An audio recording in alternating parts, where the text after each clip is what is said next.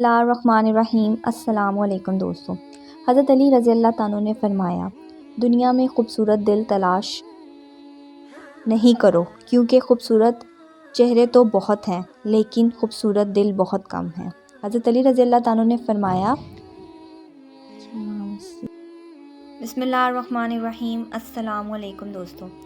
حضرت علی رضی اللہ تعالیٰ نے فرمایا، خدا کو ناراض کر کے لوگوں کو راضی نہ کرو، کیونکہ لوگوں کے بدلے دوسرے لوگ مل سکتے ہیں مگر خدا کے بدلے کوئی دوسرا خدا نہیں مل سکتا۔